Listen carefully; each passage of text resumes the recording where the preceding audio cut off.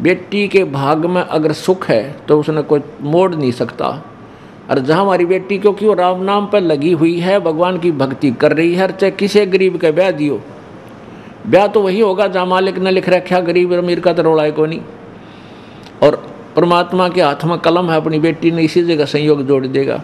और जाते ही कुछ ही दिनों में उस बेटी वहाँ अपवारे नारे हो जाएंगे। पुण्यात्माओं, हम भगवान से हटकर और हम अपनी बुद्धि से ही हम अपनी सब व्यवस्था करने लगे, जिससे जीव बुद्धि की औकात दुर्गति तो करवा सकती है, इतनी है, सुख प्राप्ति नहीं कर सकती। अब जीव बुद्धि की सोच क्या है? परमाणु बम बना लिए, बता के कला तोड़ दिया परमाणु बम, तो अपना नाश इकट्ठा कर लिया। पूरे विश्व को नष्ट करने का इसकी सामग्री कति तैयार कर रखी है, या के बुद्धि लड़ी बता। और ये पृथ्वी यहीं रह जाएगी, ये देश यहीं रह जाएंगे, दुनिया मर जाएगी। और जो लड़ने वाले, मरने वाले और बनाने वाले, वो केल ठा के ले जाएंगे यहाँ से। तो इस तरह की जो सोच है यह कमज़ोर होगी हमारी। जब हम भगवान के दिशा निर्देश से चलेंगे तब हम सुखी भी होंगे, समाज भी सुधरेगा, सुख का सांस आओगा। अब हम क्या करते हैं? मकान बनाते हैं, एक से एक बढ़िया कोठी, फिर उस तो बढ़ का बना होगा और उसकी चर्चा चल लगी, बब कमाल कर दिया इसने तो न्यारी कोठी बना दी। किसी के पास थोड़ा सा पैसे का जुगाड़ है, उन्हें सोचा इसने फेल करूँ, उस तो लंबी चौड़ी कोठी की नींव धरेगा, ना जाने किधर झूठ बोलेगा, किसी तो पैसे लाओगा, फिर दे को ना आगे पाछे उसका, फिर पैसे वाले फिरते रहेंगे, सिर में दर्द रहेगा। पुण्यात्माओं, जिसमें हमें इस तत्व ज्ञान का प्रकाश हमें हो जाएगा, ये ज्ञान हमारे हृदय में समा जाएगा। परमात्मा कहते हैं, घर तो 3.5 हाथ भाई गणात 4.25, कह कबीर अधिका गए है ताको नहीं विचार। घर तो 3.5 हाथ और गणा तो 4.25, क्योंकि अपना जो शरीर है इंसान का, ये 3.5 हाथ का, प्रत्येक व्यक्ति का अपने 3.5 हाथ का लंबाई होती है, नाप के देख लियो चाहे। तो परमात्मा कहते हैं, आपने चाहे 4 कमरे की कोठी बना रखी है, चाहे 8 कमरों की ऊपर नीचे मंजिली बना रखी है, आप जी ने विश्राम केवल 3.5 हाथ में करना है।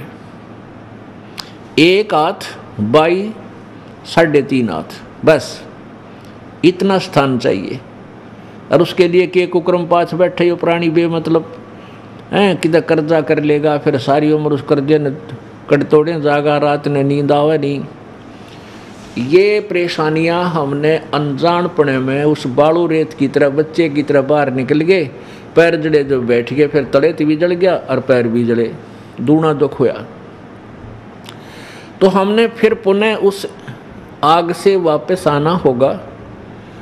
मकान बनाओ, क्योंकि प्राकृतिक आपदाओं से बचने के लिए इस काले पानी में ये तो बनानी पड़ेगी, मर्यादा भी बनानी पड़ेगी समाज को कुछ जीवन ठीक जीने के लिए, और मकान भी बनाने पड़ेंगे। पहले हमारे बुजुर्ग हमने देखे कच्चे ईंटों के मकान बना करते और ज़्यादातर झोपड़ी डाल लिया करते थे, और उसमें 2-2, 3-3 पीढ़ी पार कर गए। और अब हम चिप्स ला कर के, मार्बल ला कर बड़ी कोठी बना लेंगे, के कला तोड़ जाएंगे। जीवन तो जीना है, यहाँ टाइम ही पास करना है। और जब भक्ति करी नहीं, ऐसा है तो झोपड़ी वाला और ऐसा ही कोठी वाला। और झोपड़ी वाला अगर भक्ति कर रहा है और कोठी वाला नहीं कर रहा, तो झोपड़ी वाला परमात्मा को प्यारा है। कबीरा सब जग निर्धना, धनवंता ना कोए, धनवंता सो जानियो जिस पर राम नाम धन होवे। कबीर राम रटत निर्धन भला, टूटी घर की छान, वो सुंदर महल किस काम के, जहाँ भक्ति नहीं भगवान। आग लगे से महला के जो सोने के बना रखे हों, जहाँ पर भक्ति नहीं परमात्मा की। और वो गरीब आदमी एक झोपड़ी डाल रखी है, झोपड़ी भी कहीं से टूट टाट उसकी टूटी हुई हो बेशक से, और यदि वो परमात्मा की सत भक्ति करता है तो वो भला है। राम रटत दारिद्र भलो, यानी वो अच्छा है, भगवान को प्यारा है। टूटी घर की छान, और वह सुंदर, वह कंचन महल किस काम के जहाँ भक्ति नहीं भगवान। तो पुण्यात्माओं, ये तत्व ज्ञान पूरे विश्व में जाएगा, क्योंकि ये परमेश्वर कबीर देव का आदेश है। और आज नहीं, आज 106 वर्ष पहले परमात्मा ने अपने उस सूक्ष्म वेद में, अर्थात अपने ऑर्डर में लिख रखा है, ऑर्डर कर रखा है कि बीचली पीढ़ी आवेगी, उसमें शिक्षित समाज हो जाएगा। और इस दास को उस परमेश्वर ने भेजा है आप पुण्यात्माओं को दिशा देने के लिए, क्योंकि ये सुअवसर है। सुअवसर कैसे है कि सभी शिक्षित हो गए, बूढ़े से लेकर बालक तक। ये बिजली क्यों गिरी रही है, इतनी अंधकार क्यों फैला रहा, कि हमारे सदग्रंथ सही थे, पवित्र वेद, पवित्र गीता जी, पवित्र पुराण, और ये संस्कृत भाषा में लिपिबद्ध थे, ये संस्कृत भाषा में थे और नागरी लिपि में थे। भाषा संस्कृत होने के कारण हम नहीं इनको जान सके, और संस्कृत पढ़ने का केवल एक वर्ग को अधिकार था, जिसको ब्राह्मण कहा करते थे।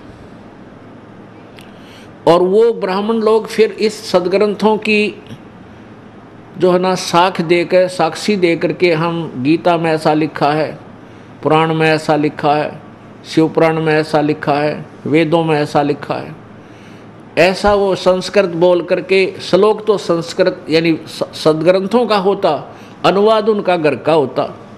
इस करके ने काम बिगाड़ दिया, अनुवाद तो गलत कर दिया, श्लोक सही बोल दिया। अब जैसा आपने कल देखा पवित्र गीता जी अध्याय नंबर 18 के श्लोक नंबर 66 में, उसमें लिखा कि सर्वधर्मान परित्यज माम एकम शरणम व्रज अहम तवा सर्व पापेभ्यः मोक्षामि मां शुच। उसका अर्थ तो ये बना है कि मेरे सतर के सभी धार्मिक जो पूजाएं हैं उनको तुम छोड़ दे, मेरे पास रख दे। और एकम शरणम व्रज, उस सर्वशक्तिमान एक जिसके बराबर दूसरा नहीं है, एकम अद्वितीय, उस सच्चिदानंद घन परम की शरण में जा। व्रज माने जाना होता है, और इन्होंने अनुवाद कर दिया आजा। संस्कृत श्लोक न्यो का न्यो बोले और अनुवाद घर का करें, तो इन्होंने बैठा दिया, इस अज्ञान फैला दिया सब जगह। तो परमेश्वर ने अब ये सुअवसर इसलिए लिया कि जो सदग्रंथों का ज्ञान है और उससे अलग जो ज्ञान है, वो सब का एक सामूहिक ग्रंथ सूक्ष्म वेद बनाकर, सूक्ष्म अर्थात सच्चिदानंद घन की वाणी, उस परमेश्वर ने अपनी वाणी आप बोल के कबीर वाणी में वो सारा रहस्य छुपा दिया 600 साल पहले। और उस अमृत वाणी को, उस अमृत ग्रंथ को, सदग्रंथ को इन संस्कृत के ज्ञाताओं ने, ब्राह्मणों ने, ब्राह्मण पुण्यात्माओं दो प्रकार के होते हैं, एक तो खाऊ और एक कमाऊ। अब जो खाऊ ब्राह्मण हैं वो आचार्य बने हुए हैं, जो उन्होंने बैठा कमाऊ ब्राह्मण हैं हमारे जैसे ही, वो तो मजदूर हैं, कोई खेती कर रहा है, कोई नौकरी करता है, कोई मजदूरी कर रहा है, वो ब्राह्मण नहीं। वो तो उस समुदाय में जन्म होने के कारण वह फीत ब्राह्मण की लाग रही है। तो वो जो ब्राह्मण हैं, जो खाऊ ब्राह्मण थे, वे उन्होंने केवल संस्कृत भाषा का पढ़ने का उद्देश्य यही रखा था कि हम दुनिया न लूटा, और उसमें वो सफल रहे अपने हिसाब से। लेकिन परमात्मा की दृष्टिकोण से उन्होंने अपना भी नाश किया और समाज का भी नाश किया। अपना नाश तो यूँ करा कि दुनिया को झूठ बोल के ठगे आज गधे बन रहे होंगे, किसी की भैंस बन गए होंगे, किसी का बैल बन कर पूरे कर रहे होंगे, वो खाली नहीं जा सकते। दुनिया को लूट कर, झूठ जाठ बोल कर जो पैसा उन्होंने लूटा था, वो तिल तिल का हिसाब देना पड़ेगा जीव ने। वो तो जहर खा के विष खाया उन्होंने अनजानपने में। अब जैसे वर्तमान में जो डॉक्टरी लाइन है, इनका उद्देश्य केवल मनी मेक है, पैसा इकट्ठा करना। नौकरी लग गए तो कोई बात ना, चलो वो तो सरकारी नौकरी होगी, वो तो अच्छी बात है। और प्राइवेट हॉस्पिटल बना लिए, ये भगवान ये ना देखते फिर आगे पाछा, कुछ जो मुँह माया वो मांग लेते हैं। 20 रुपये की दवाई के 500 रुपये, 1000 रुपये की का जो प्रयत्न है 5000 रुपये देवा। अब इनको ये नहीं मालूम तुम इस व्यस्त को कहाँ ले जाओगे। तो ये अनजानपने में हो रही सारी कहानी।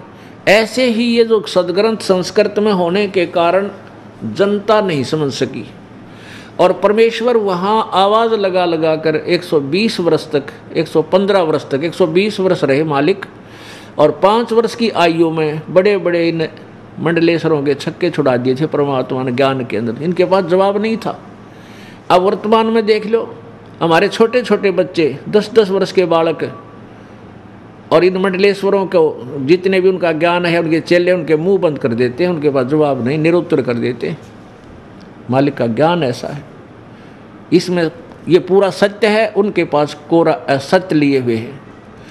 तो रोशनी के सामने अंधेरा रुका नहीं करता, रुक ही नहीं सकता, बट नेचुरल है। तो सत्य के सामने असत्य रुक ही नहीं सकती। तो इस दास की ड्यूटी लाई 600 वर्ष पहले परमात्मा ने यो ज्ञान अपना लिपिबद्ध करवा दिया, जिसमें सारे सदग्रंथों का ज्ञान है। और इन नकली ऋषियों ने और गुरुओं ने उसको रिजेक्ट कर दिया कि ये तो अनपढ़ था कबीर, क्या जाने सदग्रंथों के गुड़ रहस्य को, ये गरीब जुलाहा धानक है, कहीं टीचर पढ़ा भी नहीं है, और ये झूठ बोलता है कि वेदों और गीता में ऐसा लिखा है, ऐसा लिखा है। ये झूठा है, कपटी है। दुनिया उसके पीछे ला दी भगवान के, गाली दे मुंडा कहेंगे तो दुश्मन है। हिंदू तैन्यों कहीं हिंदू समाज का शत्रु है, हिंदू धर्म का दुश्मन है, और मुसलमान ने कहेंगे मुसलमान धर्म का दुश्मन है। क्योंकि परमात्मा दोनों को ही खरी खरी सुनाया करते थे, सच्ची सच्ची सुनाते थे उनके उद्धार के लिए। और कहते हैं कहे भली माने बुरी, यह परीक्षा नीच। अब जैसे को उसके भले की कहता है वो उल्टा पड़ा है, कहते हैं ये निरीक्षण है कि कति नकम्मा आदमी है जो सच्ची भी ना मानता, दुष्ट है ये। तो ऐसा उस परमेश्वर के साथ हुआ। यदि आप परमेश्वर कबीर जी की लीला को पढ़ लो अच्छी तरह, आपकी आंखों से आंसू नहीं सूखे 2-3 घंटे तक। किस दृष्टिकोण से पढ़ना कि जब आपको ये पता चल जाए कि ये भगवान थे, ये परमात्मा थे, और ये हमारे लिए आए थे, हमें काल के जाल से निकालने के लिए आए थे। और फिर इनके साथ लोगों ने कैसा दुर्व्यवहार किया, मारो मारो, ये तो नकम्मा है, ये धर्म का दुश्मन है, ये मुसलमान है, मुसलमान के ये काफिर हिंदू है। अब ये सारी जालकाल की थी। तो पुण्यात्माओं, परमेश्वर ने ये सारी लीला करनी थी, क्योंकि 600 वर्ष पहले जब वो ना आए हुए होते, उनकी लीलाएं हमारे पास ना होती, तो आज हम किसको बताते भगवान कौन है। तो वो परमात्मा 600 वर्ष पहले आकर के, वो भगवान जो परमात्मा करता है लीलाएं, वही लीला करके चले गए। और वो जो परमेश्वर लीला करता है वो आज सदग्रंथों में, वेदों में, पुराणों में मिले हमें। और आंखों देखे जो परमात्मा के साक्षी हैं, उन महापुरुषों ने बताया कि काशी वाला युद्धानक ये भगवान है। ये जुलाहा जो बनारस में आया था कबीर, ये पूर्ण परमेश्वर है। पुण्यात्माओं, हम दूध के जले हुए हैं, अब छाछ को फूकना अनिवार्य है, और चाहिए भी, फूक मार लेना चाहिए, कोई दुख नहीं, कोई दिक्कत नहीं। अब ये दास आपको परमात्मा को परमात्मा सिद्ध करने के लिए ढेर सारे उदाहरण प्रस्तुत करेगा, और वो ऐसे एग्जाम्पल होंगे कि इस मन को कहीं गुंजाइश नहीं रहेगी अग्रम मग्रम करने की, ऐसा नहीं वैसा नहीं। और इसी का नाम सतगुरु होता है, सच्चा गुरु होता है, तत्वदर्शी संत होता है, जो संशय खत्म कर दे, परमात्मा कहते हैं मां मुंडो इसे गुरु की जिस तरह संशय ना जाए,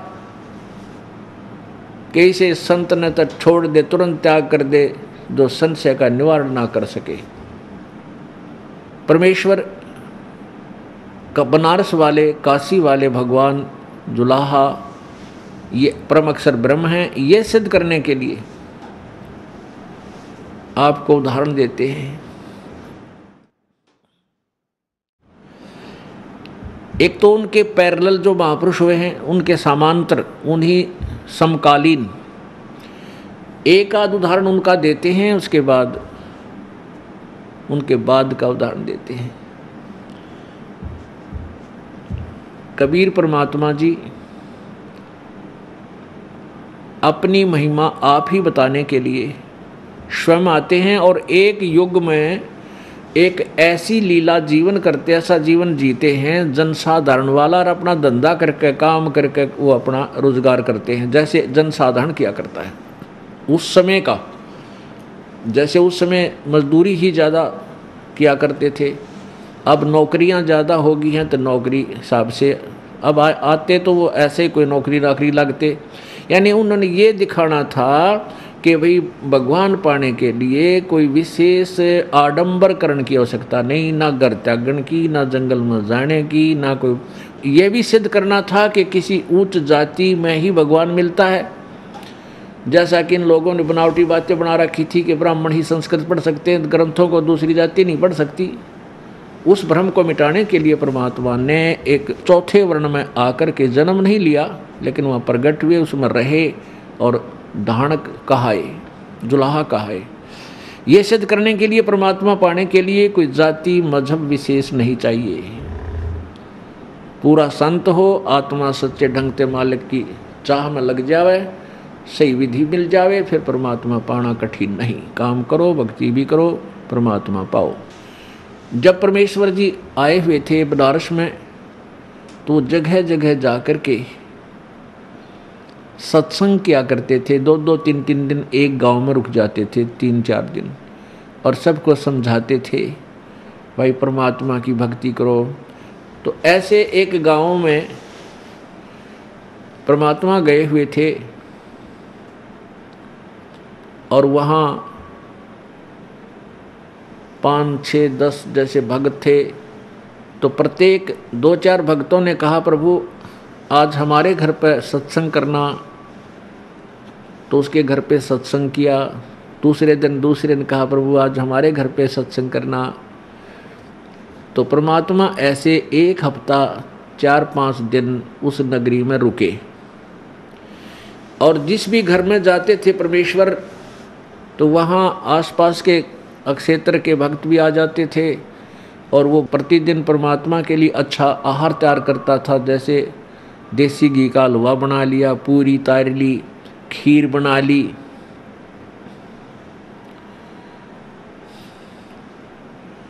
तो ऐसे उसी गांव का एक बहुत बड़ा किसान था, चौधरी था, मलूक राम, चौधरी मलूक राम। और उसने देखा कि वही वो सुबह अपने घर से खेतों की तरफ जाता घूमने फिरने, तो उसका उधर से जाना होता और उधर से परमात्मा के बच्चों सेवकों के घर में और कड़ा प्रसाद तैयार होना होता, हलवा तैयार करते। तो उसमें डालते हैं ना, फिर हलवे में वो घी गया, पानी पुणी डालो, उसकी महक दूर तक जाया कर, हलवा बना आसपास तक जाती है। तो उसका वहाँ से गुजरना हुआ, किसका, मलूक राम का। उधर से परमात्मा के बच्चों के घर में वो हलवा तैयार हो रहा था, कड़ा तैयार हुआ है। एक दिन देखा उसने, दूसरे दिन देखा, तीसरे दिन तो उसने सोचा भाई वो के सौदा है, कोई ब्याह नहीं, कोई शादी नहीं, कोई त्योहार नहीं जिस कारण से ये हलवे हलवे बनते हों। तो उसने पूछा रे क्या बात है भाई, यहाँ क्या हो रहा है।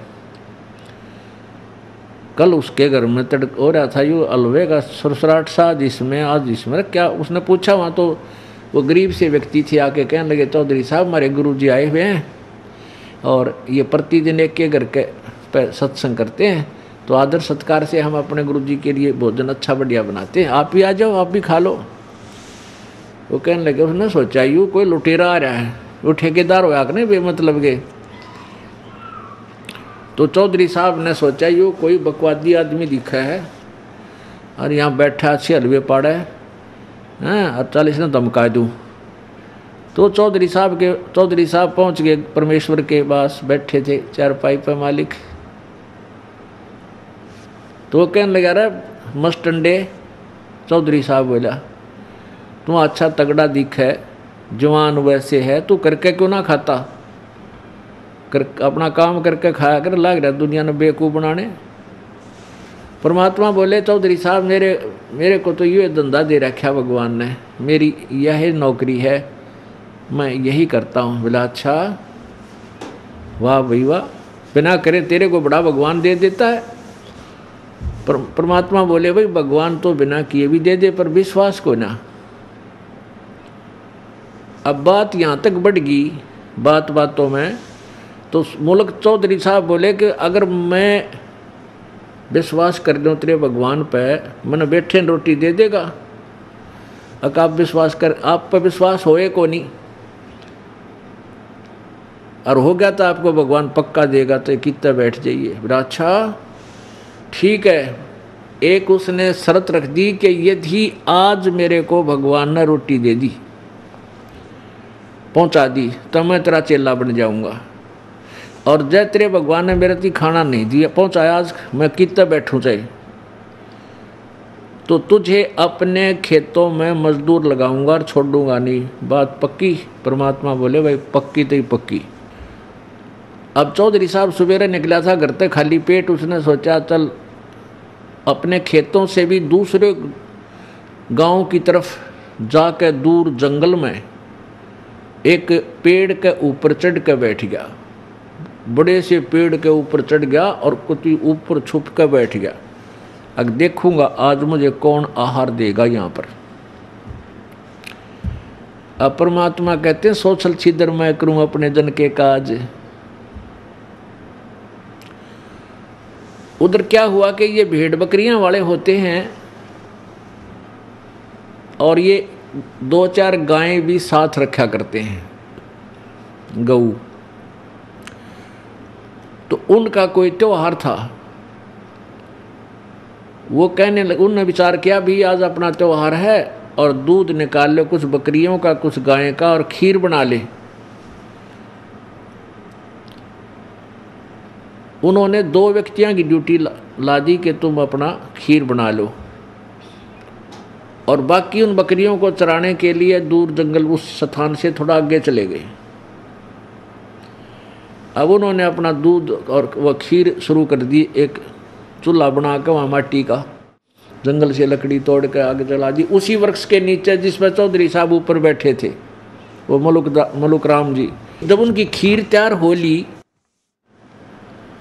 इतने में क्या हुआ कि एक डाकुओं की मंडली घोड़ों पर सवार होकर उसी पेड़ के तरफ आ रही थी। वहां से एक रास्ता था आगे किसी दूसरे गांव को जाने का। तो वो जो खीर बनावे थे उन्होंने देखा कि भाई यह धूल सी उठ रही है। उधर देखा उन्हें कि कुछ घोड़ों पर व्यक्ति आ रहे हैं। वो खीर बनाने वाले, क्योंकि वो जंगल में रहते थे, उनको पता था कि इस तरह की आकार, इस तरह के जो लक्षण होते हैं, डाकू आते हैं। उन्होंने देखा कहाँ भी तो डाकू आ रहे हैं और भाग लो यहाँ से, कहते तुम न गढ़ दे। वो तो खीर बनी बनाई छोड़कर दौड़ गए वहाँ अपने साथियों के पास जो 1 किलोमीटर दूर गए हुए थे। उधर से डाकुओं ने आकर देखा, वहां आकर रुक गए कि भाई यहाँ ये के बनाने लग रहे हैं, कोई आदमी है यहाँ पर। वो रुक गए उस वृक्ष के नीचे, अच्छी बाहर गहरी छाया थी उसकी। तो उनका जो सरदार था वो कहने लगा मुखिया कि भाई देखो इसमें क्या है, कोई भोजन ठीक हो तो खा ही लेते हैं। एक जने ने नीचे उतरकर देखा, एक व्यक्ति ने कहा सरदार इसमें तो खीर है, भूख जोर की लाग रही है, अच्छा बड़ा पतीला खीर का तैयार कर रखा है। अब एक उनमें से कहने लगा दूसरा समझदार सा, भाई क्या पता इसमें कोई जहर गिर गया हो, इसमें कोई विष डाल गया हो, सारे मर्जियाँ खा के, ऐसा जल्दी मत करो, शांति करो थोड़ी, इसका परीक्षण कर लो, कोई पशु पक्षी ने डाल लो, थोड़ी सी पहले खवा दो फिर खावांगे। उन्हीं में से एक व्यक्ति ने कहा, रहा बनाने वाला कितना यही छुप रहा होगा, ढूंढ लो ना और उससे खवाएंगे। पहला कहाँ जाता हूँ, डर के छुपेगा होगा हमारे से। हाँ भाई ऐसा भी हो सकता है। इधर उधर देखा एक ऊपर देखा तो इन्होंने बोला रहा वो बैठा भाई, एक बोला वो बैठा ऊपर छुपा हुआ, वहाँ वो चौधरी साहब बैठा था, चौधरी बैठा था वो मुल्क। तो डाकुओं ने कहा भाई आजा नीचे भगत जी। अब वो मुल्क चौधरी ने कहा मैं तो ना उतरूँ, नो बोला उतरता जाएगा तू, पर हमने क्रिया और करनी पड़ेगी, तरीके नीचा नहीं दिखा ये मारेंगे गोली। अब वो चौधरी साहब तो 2 मिनट में नीचे आ लिया। अब कहने लगे इस खीर को इस पर ठंडा कर थोड़ा, वो पतीले के ढक्कन पर ठंडी करवाई, अन्न बोला भी खा इसने। अब वो खावा क्योंकि शर्त लाग रही कसूती। ने बोला मैं तो ना खाऊं, मैं ना खाऊं। ने बोला भाई थोड़ी खा ले तुम, अगना मैं कति नहीं खाऊं। तो उनका पक्की होगी, इसने कम मैं नहीं, इसमें कैमरे में डाल रखा, हमने मारना चाहो था उसका दे मुक्या दे लाता, पहले तो उसकी दे ही तोड़ी। ने बोला खा। अब उसने इतनी खा ली, ने बोला छक्के खा, तोड़ा मरेगा बेटी का बाप जो खा रहा होगा, डाल रखी होगी तो वो कति ठोक दिया और बैठा 1.5 घंटा। वो बैठा रहा, मरा था कि वो तो कुछ बात और थी इसलिए नाट्य था। अब कहने का भाव क्या है कि पहले तो ना शुक्र मनाया, तो उसका जू तुम्हारे थे ना, लात मारे थे, गोली नो दिखाओ तो न मारांगे, तू कुछ मिला रखे। तो उसने अब उस भगवान को याद किया जिससे बहस करके आया था, मरता के नहीं करता। न्यो कहे महाराज आज मेरी जान बख्श दो, सारी उम्र तेरे चरण धो धो पीऊँगा। अब परमात्मा के पास सारे औजार हैं अपने खोटे लोगों को सीधा करने के लिए। तो वो उन बख्श दी जान, परमात्मा की कृपा हुई ना, तो उसका ठोक जान दे गोली, उन कौन सा कानून का डर था, वो बख्श भी दिया। अब जब वो जा लिए देखा इधर उधर का दूर जा लिए, जब उसने डांक ठोक दी, वहीं से दौड़ लगाई थी, टांग कर धोती और पहुंच गया परमात्मा के चरणों में, सीधा जाकर गिरा वहां जिस घर के वो अंदर विराजमान थे। रो और पा पकड़ने को, भगवान आप तो परमात्माएं पड़े हो। अब भगवान परमात्मा बोले भाई चौधरी साहब, परमात्मा ने कुछ करी तेरी सेवा। ने बोला जी तेरा भगवान तो मर मर खीर खिलावे, आपका भगवान तो मर मर खीर खिलाता है। उसके बाद वही पुण्यात्मा जो अंडी पाक्या फिरे था, बिना ज्ञान में हम जीव हैं, जीव पता नहीं थोड़ी सी बात पे अभिमानी बन जाता है, इसकी औकात कुछ भी कोई नहीं। मर्द गर्द में मिल गए वो रावण से रणधीर, कंस के सी चाणूर से वो हिरण्यकशिपु बलबीर। तेरी क्या बुनियाद है तू जीव जन्म धर लेत, गरीब दासरी नाम बिना तेरा खाली रह जा खेत। फिर उस भक्त ने वो चौधरी पना तो दिया छोड़, दास बन गया। फिर वो दास बन गया और फिर उन्होंने एक शब्द सुनाया, परमात्मा की महिमा का एक शब्द आपको सुनाते हैं। जपोरे मन साहेब नाम कबीर, जपोरे मन परमेश्वर नाम कबीर। एक समय गुरु बंसी बजाई कालंदरी के तीर, एक समय गुरु बंसी बजाई कालंदरी के तीर। सुर नर मुनि जन सब थकत बहे वो, रुक गया दरिया नीर। जपोरे मन परमेश्वर नाम कबीर। काशी तज गुरु मगहर पहुँचे दोनों दीन के पीर। काशी तज गुरु मगहर पहुँचे दोनों दीन के पीर। एक गाडे एक अग नजरावे टोहा ना पाया शरीर। जपोरे मन परमेश्वर नाम कबीर।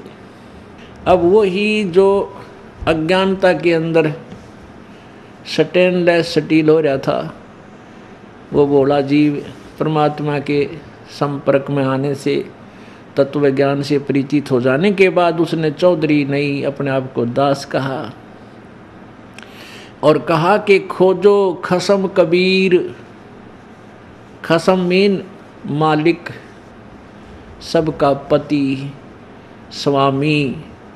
उस स्वामी को, उस धनी को खोजो प्राणियों, वो कबीर है, सबका कुल का मालिक है। क्योंकि भगवान को पहचान नहीं सके हम जब वो आए थे। तो ये कहा करते थे, बोले भगत नाम ले रहे परमेश्वर कबीर जी का, लाभ हो कबीर जी ते गुण गावे कृष्ण जी के। ऐसे उलझ पुलझ था अभी तक। तो नो कह ऐसे कहा करते थे, हे महाराज जी, नो कह भगवान कृष्ण ने बंसरी बजा करते, जब आसपास के पशु पक्षी भी आ जाते थे सब वहीं रुक जाते थे। कई बार उन्होंने सुना तो परमात्मा बोले, भाई चलो एक दिन बंसरी ये दास भी बजा के दिखाओगा तुमने उसी कालंदरी जमुना के तीर पर। जमुना के किनारे खड़े होके परमात्मा ने जब बंसुरी बजाई, कहते हैं पशु पक्षी छोड़ देवता भी आकर के न्यू आकाश मार्ग में से वहाँ आकर खड़े हो गए, ऐसे ऊंचे पर सबको दिखाई दे रहे। और जमुना का जल बर्फ की तरह वहीं सेट हो गया, वो भी रुक गया। अब वो मुल्कदास जी कहते हैं, एक समय गुरु बंसुरी बजाई कालंदरी के तीर, और सुर नर मुरजन थकत बहे, वो रुक गया दरिया नीर। पुण्यात्माओं देखो, परमात्मा प्रभु प्रभु मंत्र है, स्वामी स्वामी मंत्र है, राम राम मंत्र है। जैसे एक राम की क्या परिभाषा है, एक भी भाग लेते हैं, जैसे तहसीलदार साहब, एसडीएम साहब, डीसी साहब, कमिश्नर साहब, फिर मंत्री साहब, फिर मुख्यमंत्री साहब, और प्रधानमंत्री साहब, राष्ट्रपति साहब, ये साहब 10 सारे हैं। और छोटी मोटी शक्ति सारे रखते हैं, प्रत्येक से ही कुछ ना कुछ राहत जनता को मिल जाता है। तो हम जब तक शिक्षित नहीं थे, हमारा देश और इन सभी प्रत्येक अधिकारी और इनकी मंत्रियों की शक्ति से परिचित नहीं थे, सत्ता से परिचित नहीं थे, तो एक कहावत थी अंग्रेजों के टाइम में, क्या था, डिप्टी कमिश्नर आज जो सीएम पावर रखता है इससे भी ज़्यादा थी, क्योंकि तो गुलाम बना कर रखना था, बोला उसका लठ मरवा दे, किसी ने जेल में ठोक दे, कोई टोकनिया नहीं था। तो डीसी बहुत बड़ी पावर पाकरी थी। आम आदमी भी नौका करता तो के डीसी लाग रहा है, तेरा बाबू के डीसी लाग रहा है। तो इतनी धारणा बनी हुई थी कि डीसी ने तो पता नहीं खुदा मान रहे थे, सबसे बड़ा अधिकारी मान चुके थे। ऐसी हमारी दंत कथा, अपनी सोच, क्षेत्रीय सोच थी, लोक वेद था वो। तो आज वर्तमान में जो आप जी का ज्ञान है भक्ति का, इस सत्र में है। हमने श्री कृष्ण उर्फ विष्णु जी यानी ब्रह्मा विष्णु महेश जी को सुप्रीम पावर मान रखा था। तो डीसी थे, ये सोच लो, डीसी सत्र की पावर थी। एक समय एक बार मेरे ख्याल 5-6 वर्ष पहले की बात है, कोई मंत्रियों का घोटाला पकड़ेगा, मुख्यमंत्री का और सेंटर के मंत्रियों का। और उसमें ये पत्रकार जो लिखा करते थे मीडिया वाले कि ऐसा हो सकता है, उनको ये सज़ा हो जाएगी, ऐसा हो गया तो सिद्ध हो गया तो इनको इतनी सज़ा होगी। उसके ऊपर एक चुटकुला, एक कार्टून आ रहा था। एक ने पूछा, भाई नो सुना है कि ऐसे ऐसे घोटाला किया है उन्होंने, और जब वो सिद्ध हो गया तो उनको इतनी सज़ा हो जाएगी। तो दूसरा बोला कि भाई क्या यदि ये घोटाला इस तरह की गड़बड़ प्रधानमंत्री कर दे या राष्ट्रपति कर दे, क्या उसको भी सजा हो जाएगी? तो दूसरा उत्तर देने वाला बोला वह कि डीसी लाग रहे हैं, उनकी भी सजा हो जाएगी। कहने का भाव ये था उसने डीसी को तो प्रधानमंत्री से बड़ा मान रखा था। अगर डीसी को तो कोई सजा हो ही नहीं सकती तो और प्रधानमंत्री को वैसे को जा, तो उनका धारणा लोकवेद इतना सेट हो रहा था कि हम डीसी से बड़ा मानने नहीं थे, क्योंकि वो के डीसी लाग रहे पर वह राष्ट्रपति प्रधानमंत्री के डीसी हैं, तो उनकी दृष्टिकोण में डीसी को कोई आँच आने वाली नहीं है, ऐसा सोच रखा था। सुप्रीम पावर मान रखी थी उनसे भी बड़ी अपनी अधूरी और अज्ञान सोच से। तो ऐसे हमने श्री रामचंद्र जी, श्री कृष्ण जी को सुप्रीम पावर मान रखा, ये थे डीसी सत्र के। अब हमने ज्ञान हो गया, अब डीसी कोई छोटी पावर भी नहीं है, भाई गलत भी नहीं है, लेकिन ये प्रधानमंत्री के इक्विवेलेंट नहीं है, ये तो मानना पड़ेगा। अब ये तो नकारा नहीं किया परमेश्वर ने, तो अपनी समर्थता दिखाने के लिए, और ये भी कराया, फिर भी आंख ना खुली हमारी। तो क्या कहते हैं, एक समय गुरु बंसी बजाई कालंदरी के तीर, एक समय गुरु बंसी बजाई कालंदरी के तीर, सुर नर मुनि जन थकत बहे वो रुक गया दरिया नीर, जपोरे मने परमेश्वर नाम कबीर। फिर परमात्मा ने जब उसने ये सब कहानी बताई, ये जो परमात्मा की महिमा गाई मुलुकदास जी ने, तो आदरणीय मुलुकदास जी को परमात्मा सचखंड में लेकर गए, सतलोक में लेकर गए अपनी राजधानी में, और वहाँ अपना वास्तविक रुतबा दिखाया कि मैं ये हूँ भाई, और तुम भोली आत्माओं को काल के जाल से निकालने के लिए मैं गुप्तचर विभाग की तरह आ रहा हूँ भाई, नो सोच ले। इस काल के भी समझ में आती है भगवान है कि मैं और सौदा है, क्यों गरीब बड़ा सा आदमी रह जो लाहा बनकर रहे, कपड़ा बनकर खावा, कोई गाड़ दे, कोई लात मार जाए, कोई धमका दे और बोला नहीं, तो काल भी चक्कर में पड़ जाता। भगवान होता है इन्हें फूक नहीं दे, क्योंकि इनका स्वभाव है, इनका यहाँ तो ये सारे विष के भरे रहते हैं, इनके ऋषि भी बिना ऋषि भी, कोई थोड़ा सा कुछ कह दे उसने श्राप दे देते। तो काल के मन में न्यूँ आया करती, यू भगवान क्यों कर हो गया, इसने कोई धमका दे, कोई खुरका दे, कुछ कहता है कोई नहीं, और यू गरीब आदमी आप पर रोटी बना कर, आप पर कपड़े कपड़े बन कर खाओ, भगवान कैसे हो गया, कोई सिद्धि शादी कर रखी होगी इसने। तो वो परमात्मा ऐसे तरीके से आता है कोई उनको समझ नहीं सकता, लेकिन परमात्मा ने अपने को भगवान समझाने के लिए, अपने साक्षी बनाने के लिए स्वयं ही सतलोक दिखाता है, और वहाँ से बताता है कि मैं अब सारे ब्रह्मांडों का संचालन इस कुटिया में बैठ के, झोंपड़ी में बैठ के कर रहा हूँ। तो उनने कहा जिनने भगवान देख लिया, उसकी समर्थता से परिचित हुए, उन्होंने फिर ढोल के डंके पर गुण गाए परमात्मा की।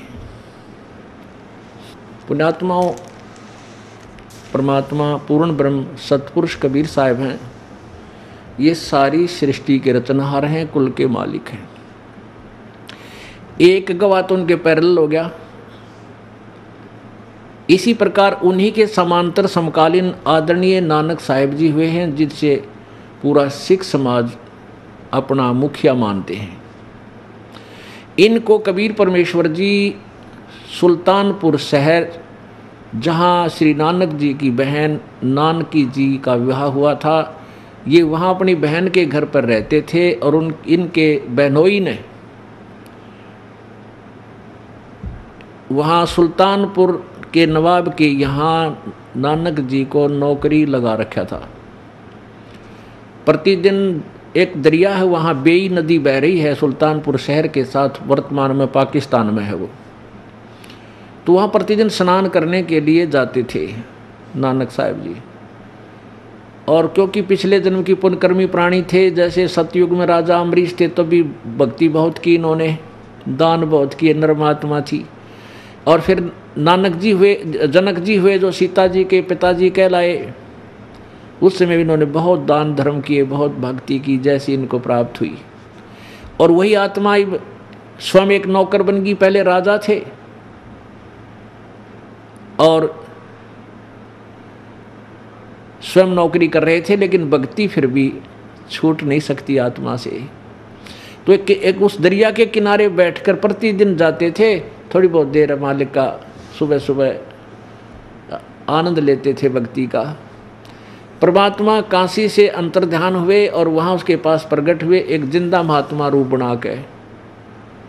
जिंदा महात्मा कैसे होते हैं? एक ही ओवरकोट पहनते, काला सा घुटना तो नीचे ताईकार, एक लंगोट बांधते हैं पर्दे पर और एक टोप ऊपर पैर लेते हैं, काला ही टोप लंबे से चोटे से वाला, ऐसा करके। ऐसी वेशभूषा वाले को जिंदा महात्मा कहते हैं। वहाँ जाकर के कबीर जी, परमात्मा ने अपने आप को दास बनाया, नानक जी से प्रार्थना की कि भगत जी मुझे रास्ता बता दो। महाराज जी मैं तो भगवान की तलाश में घूम रहा हूँ, आप बहुत अच्छे भक्त लगते हो। तो नानक साहब जी अपने लागी जैसा भी, क्योंकि हिंदू धर्म में जन्म था श्री नानक साहब जी का, और ब्रजलाल पांडे से वो गीता पढ़ा करते थे। इन पांड्या ने जिसा ज्ञान था वो सब में भर रखा था। श्री कृष्ण जी सर्वेश्वर है, सर्वशक्तिमान है। तो ऐसे नानक साहब जी ने कहा, सारी कुछ बताई। फिर परमात्मा ने पूछा फिर भगवान कैसा है? नानक जी बोले वो तो निराकार है। अब परमेश्वर बोले भले आदमी, तो श्री विष्णु जी को भगवान बताओ और फिर भगवान को निराकार भी कह रहे, यार इसकी मूर्ति रखी आपने। अब नानक जी जवाब तो था ही नहीं, क्योंकि ज्ञान था नहीं हमारे को। तो फिर और ऐसी इधर उधर की बातें काफ़ी होती रही। तो नानक जी ने कहा कि तू मुझे गुरु बना, तब मैं सही भेद दूंगा तुझे। परमात्मा बोले जी गुरु बना लूँगा मैं तो आपने, मुझे तो ज्ञान चाहिए, आप मेरे गुरु, मैं आपका चेला, बताओ। फिर उनकी काफ़ी वार्ता हुई तो परमात्मा ने काफ़ी समझाया। उस दिन तो और भी बहुत सी मंडली इकट्ठी होगी वहाँ, तो उस समय तो नानक जी ने माना नहीं, क्योंकि ये पुराना ज्ञान जल्दी सी हटता नहीं। तो कबीर साहब जी चले गए प्रणाम करके, अच्छा जी जैसे आपकी आज्ञा हो, क्योंकि कोई उत्तर नहीं था परमात्मा के वचनों का। लेकिन ज्ञान, वो जो परमात्मा बात कहते थे कि ब्रह्मा विष्णु महेश की ये शक्ति है, गीता का ज्ञान कृष्ण ने नहीं बोला, कृष्ण जी काल नहीं थे। और वो गीता जी में कह रहा 18वें अध्याय के 62वें श्लोक में कि उस परमेश्वर की शरण में जा, उसकी कृपा से तू परम शांति और शाश्वत स्थान को प्राप्त होगा। वो कौन भगवान है? वो तो गीता ज्ञान दाता से दूसरा है। और आप नानक जी कृष्ण भगवान मान रहे हो, विष्णु मान रहे हो, और इसको सर्वशक्ति मान, अजरो अमर कहते हो, ये अविनाशी कहते हो। ये गीता ज्ञान दाता 4थे अध्याय के 5वें श्लोक में स्वयं कहता मैं तो नाशवान हूँ, मेरी जन्म मृत्यु होती है। अब ये पॉइंट नानक जी के हृदय में जख्म कर गए। अब बात तो सारी सच्ची पर मान्य कति नहीं। तो परमात्मा हाथ जोड़ के चले गए, अच्छा जी हम चलते हैं। तब उन बैठे हुए वहाँ के व्यक्तियों ने पूछा कि हे नानक जी ये कौन व्यक्ति था जो आपको गुरुजी कह रहा था? नानक जी ने कहा ये कमीन जात का था, छोटी जात का, जुलाहा दानक, बनारस से आया था, अपने आप को पता नहीं क्या समझ रहा था, मैंने इसके छक्के छुड़ा दिए। अब उन लोगों ने सोचा बिल्कुल ठीक है, नानक जी को तो वो बहुत अच्छे भक्त मानते थे। लेकिन नानक जी का हृदय जख्मी हो गया।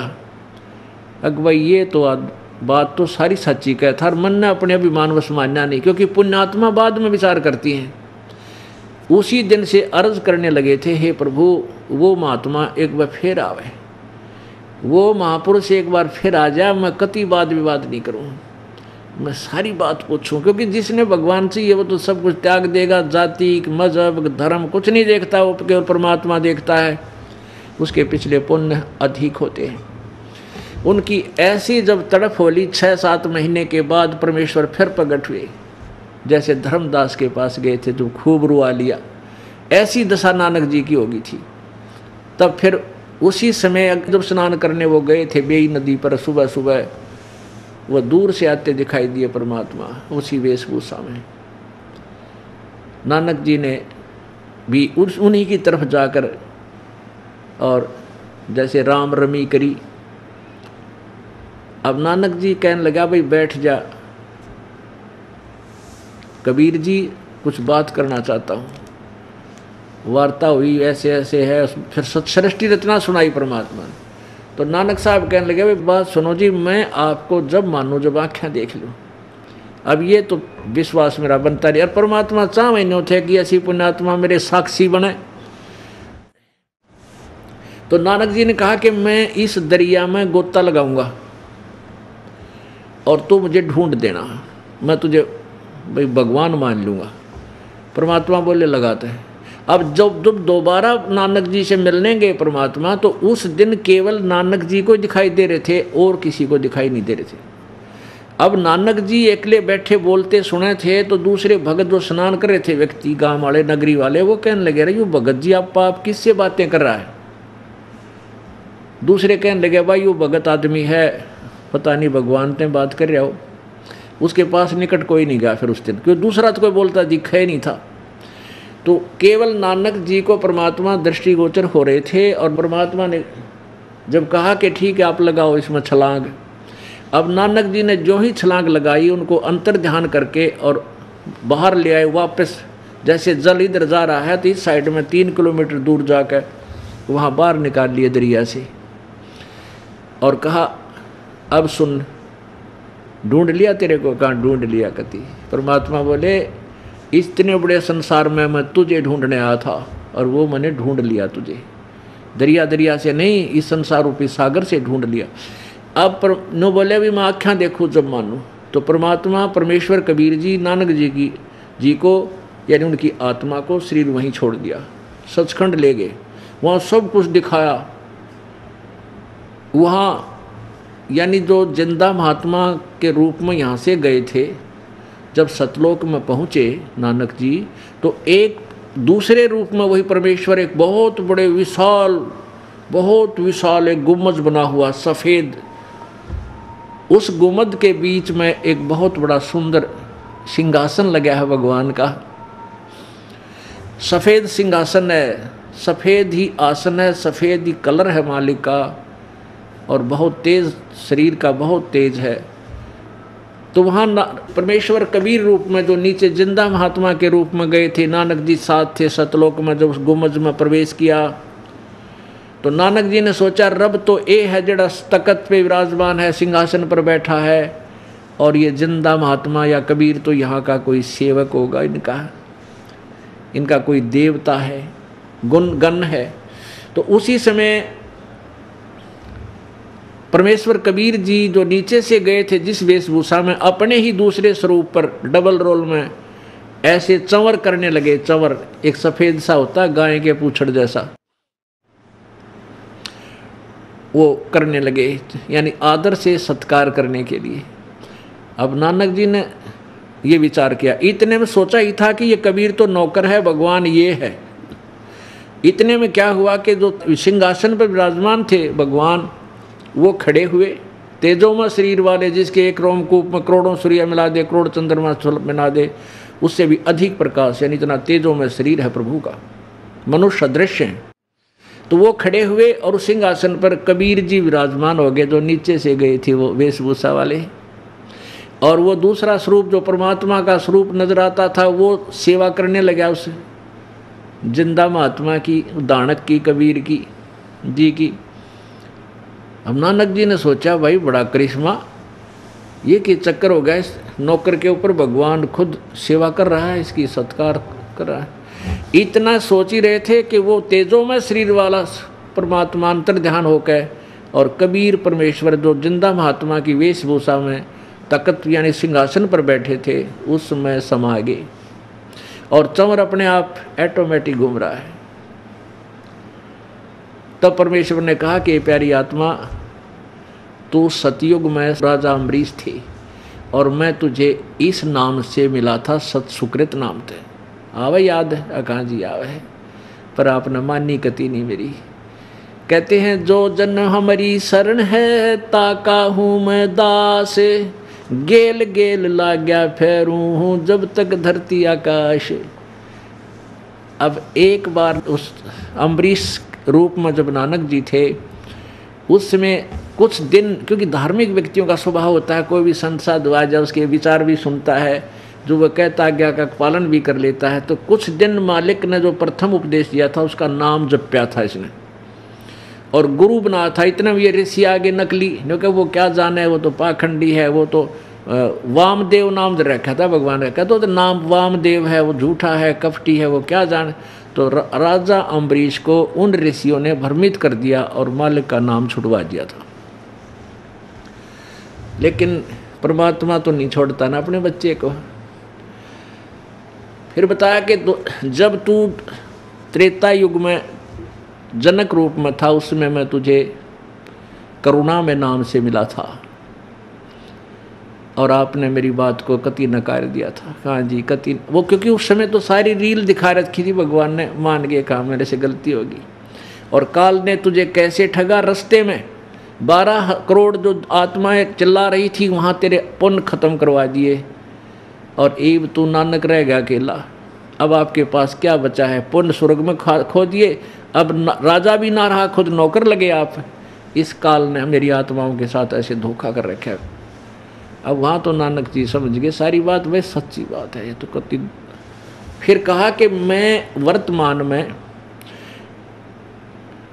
बनारस में, काशी में एक जुलाहे की भूमिका कर रहा हूँ, दानक का काम करूँ हूँ, और वहाँ आ जाना, तेरे को सतनाम दूंगा, और सतनाम से मोक्ष होगा। सतनाम 2 अक्षर का होता है।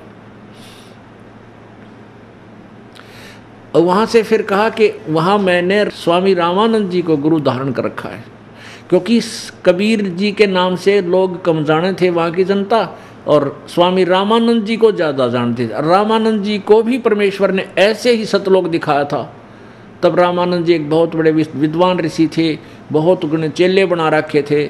जब उनको पता चला कि सचमुच मैं गलत कर रहा हूँ और परमात्मा का मार्ग मेरे पास नहीं है, मैं ऋषि रामानंद जी ने अपना सब साधनाएं त्याग दी और शिष्यों को कह दिया था कि मैं तुम्हारा गुरु नहीं हूँ, आज के बाद मेरे पास कोई मार्ग नहीं था। और परमेश्वर कबीर जी को उन्होंने गुरु मान लिया था अंदर से। लेकिन औपचारिकता से कबीर जी ने कहा कि नहीं, आप मेरे गुरु बने रहो, नहीं तो आने वाले समय में काल के दूतों का दाव लग जाएगा कि कबीर साहब ने कौन सा गुरु बनाया था, वो भी तो नुगरे थे। तो परमात्मा ने इस काल के जाल को पूरी तरह से फिनिश करना था, नष्ट करना था, कि इसका दाव फिर ना लग जाए। कहने का भाव ये है कि वहाँ से परमात्मा ने उनकी आत्मा वापस छोड़ दी। इस प्रोसीजर में 3 दिन और रात बीत गए। तीसरे दिन उसी समय सुबह सुबह नानक जी के शरीर में वो आत्मा प्रवेश कर दी और नानक जी वापस आ गए। और वहाँ के व्यक्तियों ने, उसकी बहन ने, बहनोई ने, सब ने मान लिया था कि वो तो डूब कर मर गए दरिया में नानक जी। क्योंकि नानक जी के जो जीजा जी थे, जो बहनोई थे, वो जयराम जी नाम था उनका, और सुल्तानपुर के नवाब से उनकी अच्छी उठ बैठ थी, मित्रता थी। तो नवाब ने भी जाल लगवा कर बहुत दूर तक ढूंढ लिया था। वह ढूंढे डाउन स्ट्रीम में, और नानक जी का शरीर रखा अप स्ट्रीम में, जंगल में रख दिया कहीं एकांत स्थान पे, सुरक्षित रखे। उठ के फिर वो आए सुबह सुबह, सारे शहर में शोर मच गया, नानक जी जीवित हो गया, जीवित आ गया, जिंदा आ गया। उसी दिन से नौकरी त्याग करके कहाँ पहुँच गए? बनारस में ये खोज करने के लिए कि परमात्मा सचमुच है कि नहीं। वहाँ जाकर देखा एक झोपड़ी में जुलाहे का काम करते हुए परमेश्वर को। तब नानक साहब की खुशी का ठिकाना नहीं रहा, और वहाँ देख कर कहने लगा, फाई सूरत मलुकी वेश, ए ठगवाड़ा ठगी देश, खरा सियाणा बहुता बार, ये धानक रूप रहा करता, राख्या में पानी भर लिया। बहुत गदगद आत्मा होगी। आसपास के लोग इकट्ठे हो गए, कहने लगे, अरे ये भगवान है, ये परमात्मा है, ये काशी के लोगों, ये भगवान आए। अब वो वहाँ के लोग व्यक्ति कहने लगे, ये पंजाब का आदमी आके यहाँ ये पागल हो गया है, इस आदमी ने भगवान बतावा है, रोजी रोटी तो इसके टाइम पर मिलती भी कोई ना, टूक भी ना मिलते इसको। अब परमात्मा बोले, भाई प्यारी आत्मा, लाल की परख जोड़ी कर सका है, ये जोड़ी को ना, इनकी बातों में मत आई। बोला जी तो बातें खत्म होगी, इनकी बातों में क्या हूँ, जब आँखें देख रहा, आँखों देख रखा आपको। अब ये वाणी परमात्मा के विषय में एफिडेविट गुरु ग्रंथ साहिब के प्रश्न नंबर 24 पर 24 पे लिखा हुआ है। और एक पन्ना नंबर 721 पे लिखा है, एक अर्ज गुफ्तम पेश दो तो दर कून करतार, हक्का कबीर करीम तू बे ए परवरदिगार। आइए अब हम उन श्रद्धालुओं के अनुभव जानते हैं जो जगत गुरु तत्वदर्शी संत रामपाल जी महाराज जी से दीक्षा प्राप्त कर चुके हैं तथा उनके द्वारा बताए गए भक्ति मार्ग पर चल रहे हैं। नमस्कार जी। नमस्कार। क्या नाम है जी आपका? चंदन शाह। चंदन जी, आप कहाँ के रहने वाले हैं? दिल्ली सोनिया विहार। संत रामपाल जी महाराज से नाम दीक्षा आपने कब ली? 28 अगस्त 2017। चंदन जी, संत रामपाल जी महाराज की शरण में आने से पहले आप क्या भक्ति साधना करते थे? हिंदू धर्म में प्रचलित सभी देवी देवताओं की भक्ति किया करते थे। जैसे काली माँ की हम इष्ट मान के उनकी पूजा किया करते थे, और बाकी जैसे मम्मी पापा कहा करते थे कि आज बेटा रविवार है, आज जाओ आप शिव जी को जल चढ़ाए आओ, तो जाते थे। जो जो हमें कहा जाता था हम सभी भक्ति साधनाएं करते थे। बल्कि हमें यह भी नहीं पता था कि लाभ कहते किसे हैं, क्योंकि इन लोगों का विधान है, इन देवी देवताओं का, कि जैसा कर्म करेगा वैसा ही ये दंड देंगे या हमें वैसा ही परिणाम देंगे। तो ना ही तो ये हमें सुख दे सकते थे, ना ही कोई अन्य लाभ दे सकते थे। जैसा हम कर्म करते थे वैसा ही ये दे सकते थे। इस वजह से हम जैसा कर्म करते थे हमें प्रारब्ध प्राप्त होता था। जैसे मेरी मम्मी को बहुत पुराना कमर का दर्द रहता था, वो तमाम डॉक्टरों से दिखाया, तमाम MRI करवाए, एक्सरे करवाए, पर कहीं से लाभ प्राप्त नहीं हुआ, क्योंकि वो सही नहीं हो रहा था। बहुत जगह हमने धक्के खाए। फिर उसके बाद मम्मी ने अंत में जाके मम्मी ने हार मान ली कि अब फिर मम्मी को किसी ने बताया कि ये एक गुरु हैं जय गुरुदेव जी, आप उनके पास जाइए, वहाँ से सही होगा। तो मम्मी ने उनसे नाम भी लिया, पर लेकिन वो भी करते करते मम्मी को कोई लाभ प्राप्त नहीं हुआ। उनकी भी भक्ति मम्मी अभी तक करती आ रही थी। फिर मेरे मामा जी थे, और बाकी मेरे मामा जी के भूत भी लगा करते थे। हमारे भूत प्रेत की बाधाएं थी। हमारे घर में काफ़ी भूत प्रेत की बाधाएं थी, जिनसे हमारे घर में हमारे नाना जी ख़त्म हो गए, दादाजी, ऐसे करते करते हमारे सारे बुज़ुर्ग ख़त्म होते जा रहे थे। भूत प्रेत की ज़्यादा बाधाएं थी हमारे घर में। और बाकी मेरी बहन की तबीयत ख़राब रहती थी, काफ़ी कमज़ोर थी वो, उसकी कभी पैरों की नस चलने लग जाती तो उसे अस्पताल लेके भागना पड़े। हफ्ते में कम से कम 4 दिन तो अस्पताल में बीतते थे हमारे। बाकी मेरी भी तबीयत ख़राब रहती थी। मुझे अचानक से फीवर होता था और पता नहीं कब वो बढ़ जाता था, हाई लेवल पे हो जाता था। और संत रामपाल जी महाराज से जुड़ने से पहले मुझे टाइफाइड हो गया। टाइफाइड जो हुआ तो फिर मेरे को हाई लेवल का टाइफाइड हो गया। उसमें डॉक्टर के पास गए तो उन्होंने कहा कि उन्होंने मेरा खून जांच किया। सबसे पहले उन्होंने बताया इसका खून काला हो चुका है, अब ये जिंदा नहीं बच सकता, अब आप कहीं पे भी ले जाओ इसे, ये जिंदा नहीं बच सकता। हमें काली माँ की भक्ति करते हुए हमें कोई लाभ नहीं मिले। हमने उन्हें इष्ट रूप में पूजा, हमें कोई लाभ नहीं हुए, बल्कि हमें दिन प्रतिदिन नुकसान होती रहती थी। हमारी आर्थिक तंगी थी, काफ़ी फाइनेंशियल प्रॉब्लम थी हमारे घर में। तो जगत गुरु तत्वदर्शी संत रामपाल जी महाराज से जुड़ने से पहले हम जितनी भी भक्ति साधनाएं करते थे उनसे हमें कोई लाभ प्राप्त नहीं हुए। तो फिर इन सब परेशानियों के बीच आपको संत रामपाल जी महाराज की जानकारी कहाँ से मिली? हाँ, हमारे मामा जी आए थे हमारे घर पे, तो उन्होंने हमें ज्ञान गंगा पुस्तक दी। तो मेरे अंदर ललक आ गई कि अब ये ज्ञान गंगा पुस्तक है, इसे पढ़ना चाहिए, अच्छी ज्ञान की पुस्तक है। तो मामा ने कहा कि इसे ज़रूर पढ़ना। तो मैंने उसे 3 महीने में पढ़ी, और उसके बाद मैंने ज्ञान समझ के सदगुरु संत रामपाल जी महाराज के पास पहले मैंने अपनी मम्मी को भेजा कि मम्मी आप जाओ, नाम लेकर आओ, अगर आपको कुछ लाभ मिलता है तो मैं भी आपके साथ जुड़ जाऊँगा। तो फिर मम्मी ने वहाँ से नाम दीक्षा ली। तो मम्मी आई तो मम्मी के कमर का दर्द एकदम छूमंतर हो गया, जैसे ऐसा लग रहा था कि वो दर्द था ही नहीं उनके। और फिर मैंने सोचा कि जब मम्मी के सही हो गया तो मुझे भी सही हो जाएगा। फिर मैंने मम्मी से कहा मम्मी बस आप मेरे को नाम दिला दो। मेरे रीढ़ की हड्डी में उस समय बहुत दर्द रहता था, टाइफाइड की वजह से भूख नहीं लगती थी मुझे, तो रीढ़ की हड्डी में ज़्यादा पेन रहता था मेरे। मैं बेड पे पड़ा रहता था। और फिर जिस दिन नाम लेने जाना था 28 अगस्त को 2017 में, तो मैं उस दिन 5 किलोमीटर साइकिल अकेले चला के लोनी तक गया था। आप मानेंगे नहीं, मेरी तबीयत इतनी ख़राब थी, फिर भी मैं संत रामपाल जी महाराज से मैंने कहा अगर आप भगवान हों तो आप मेरे को अपने पास सही सलामत लेकर अपने पास तक पहुंचा दो, मैं आपसे ज़रूर नाम दीक्षा लूँगा। और फिर जब मैं वहाँ तक गया मेरे कमर का दर्द बिल्कुल ख़त्म हो गया नाम लेने से पहले। तो ऐसे करके हमने वहाँ पे सदगुरु रामपाल जी महाराज से नाम दीक्षा ले ली। चंदन, हमने सुना है कि संत रामपाल जी महाराज से नाम दीक्षा लेने के बाद श्रद्धालुओं को बहुत सारे लाभ प्राप्त होते हैं, तो क्या संत रामपाल जी महाराज से नाम दीक्षा लेने के बाद आपको भी कोई लाभ प्राप्त हुए? जी हाँ सर, हमें लाभ प्राप्त हुए। हमें सबसे पहले तो आध्यात्मिक ज्ञान पता लगा। हमें ये पता लगा कि आखिर सच्ची भक्ति क्या है, उसकी विधि क्या है। शास्त्र अनुकूल भक्ति प्राप्त हुई संत रामपाल जी महाराज से। उसके बाद हमें शारीरिक सुख भी मिले, आर्थिक सुख भी मिले। जैसे कि मम्मी के कमर का दर्द सही हुआ, बहुत पुराना दर्द। मैं भी अस्पताल में ही रहता था, हफ्ते के 4 दिन हमें अस्पताल दौड़ना पड़ता था, कैसे भी, किसी भी कारण। किसी को कुछ हो जाता था, किसी को कुछ हो जाता था।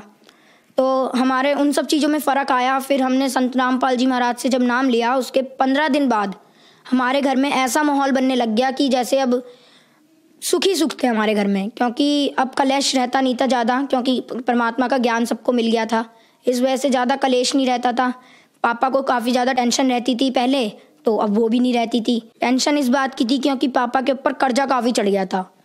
तो अब संत रामपाल जी महाराज से जुड़ने के बाद पापा का कर्जा धीरे धीरे उतरता जा रहा है। और बाकी मेरी बहन जो तबीयत खराब रहती थी, उसकी काफ़ी कमज़ोर थी हमारे घर में सबसे ज़्यादा। जैसे मेरे को टाइफाइड हुआ था ना, उनसे पहले उन्हें चिकनगुनिया हो गया था, तो वो एडमिट थी अस्पताल में।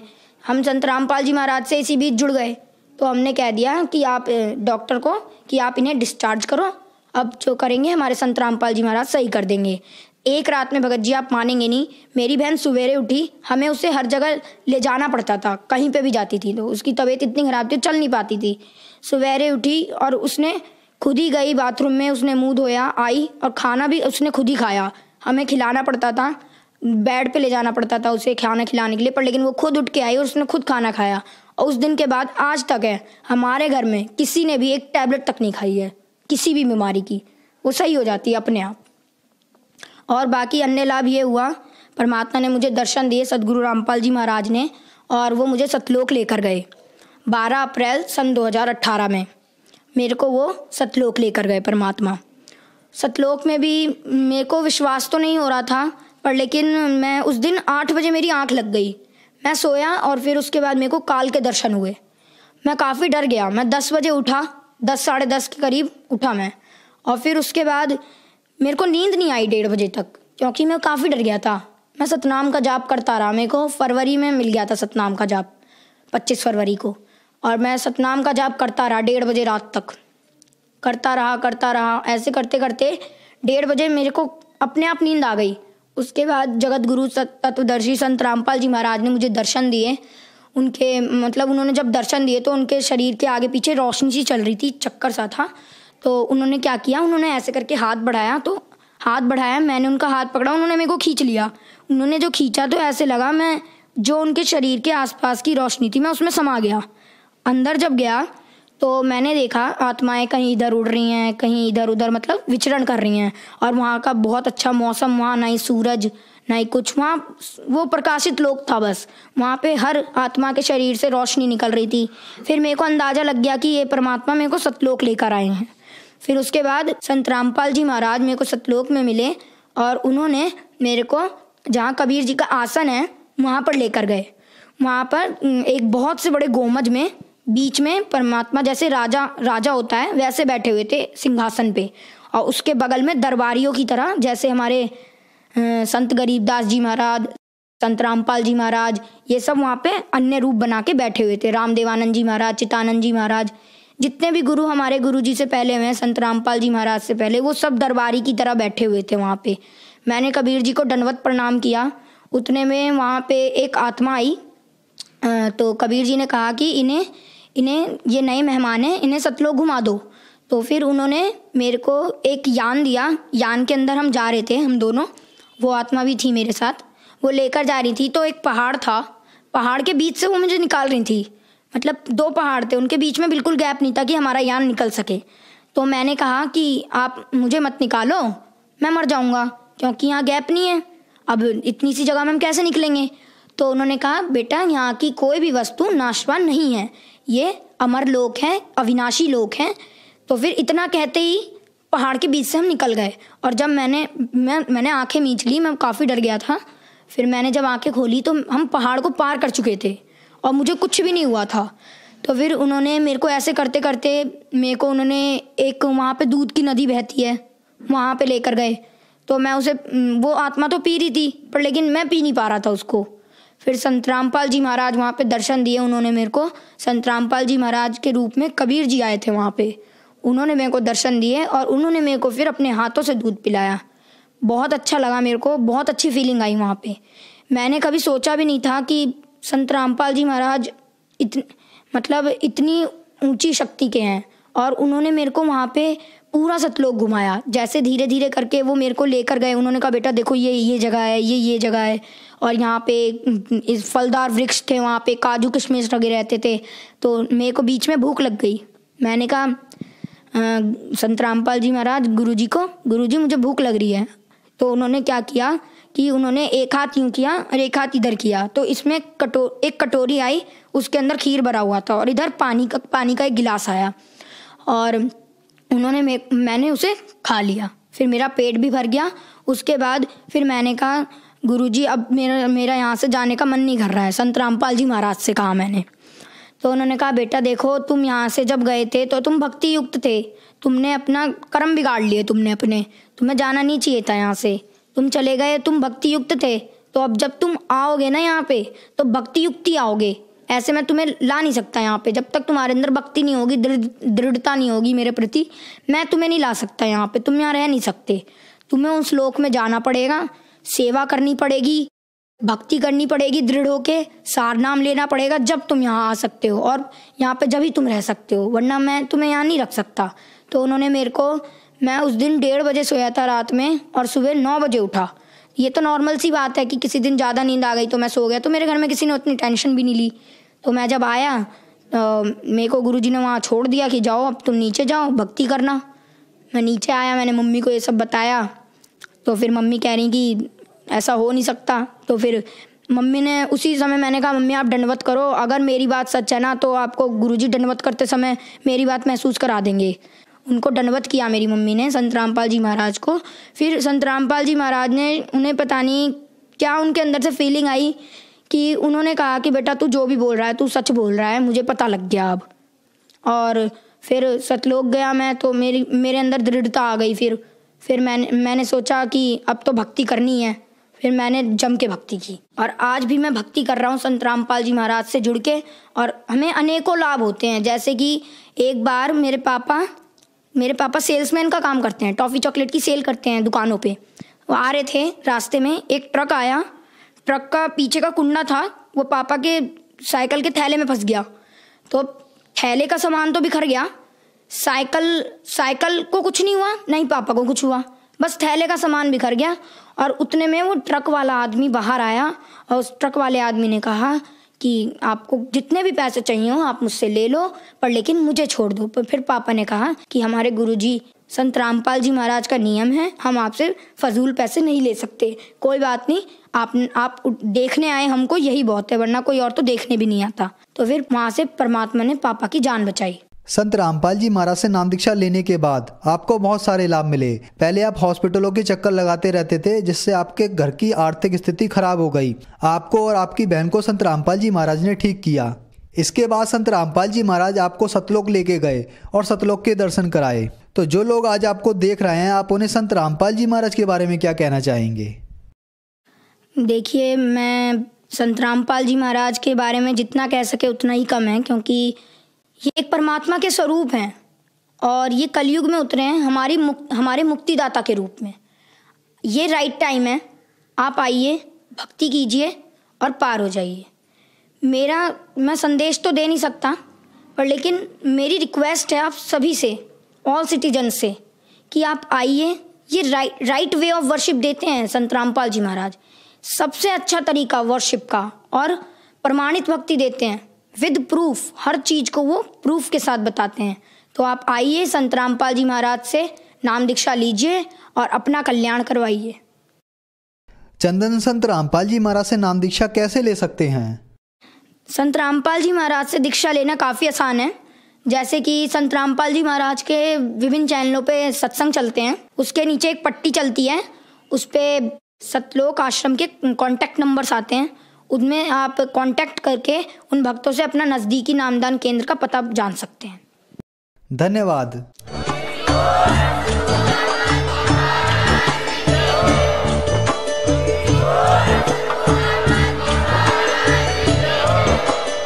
आप सुन रहे थे जगत गुरु तत्वदर्शी संत रामपाल जी महाराज जी के मंगल प्रवचन। अधिक जानकारी के लिए विजिट कीजिए हमारी वेबसाइट www.jagatgururampalji.org। संत रामपाल जी महाराज जी के शुभ आशीर्वाद से पूरे विश्व भर में 500 से भी ज्यादा नाम दीक्षा केंद्र हैं, जिन पर संत रामपाल जी महाराज जी द्वारा ऑनलाइन निशुल्क नाम दीक्षा दी जा रही है। अपने नजदीकी नाम दीक्षा केंद्र का पता करने के लिए संपर्क करें 8222880541।